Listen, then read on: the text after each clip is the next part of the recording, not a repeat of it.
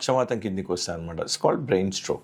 So brain stroke బేసికల్ రావడానికి కారణం out and out diabetes, hypertension, heart disease ఉండి వాటి మెడిసిన్స్ వాడకపోవడం అండ్ టొబాకో ప్రొడక్ట్స్ ఎక్కువ తీసుకోవడం.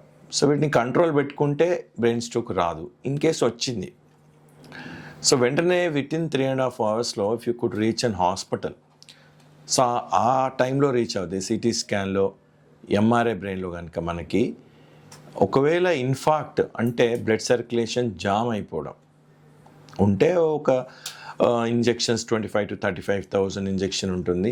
థ్రోంబోలైటిక్ ఏజెంట్స్ అంటారు. బీపీ కనుక నార్మల్ ఉండి సూటబుల్ పేషెంట్ అయితే ఇస్తే ఫాస్ట్ రికవరీ ఉంటుంది. ఒకవేళ అలా కాకుండా కొన్ని కేసెస్లో ఎలా ఉంటుందంటే బ్లడ్ వెజల్ అనేది రప్చర్ అయిపోతుంది. సో రప్చర్ అయిపోయినప్పుడు ఈ ఇంజెక్షన్ అనేది ఇవ్వకూడదు.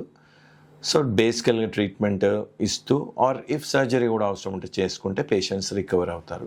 సో అల్టిమేట్లీ బ్రెయిన్ స్ట్రోక్ రావడానికి కారణం already diabetes, hypertension, heart related, bad cholesterol ఎక్కువ ఉంటే దాన్ని కంట్రోల్ పెట్టుకోకపోవడమే.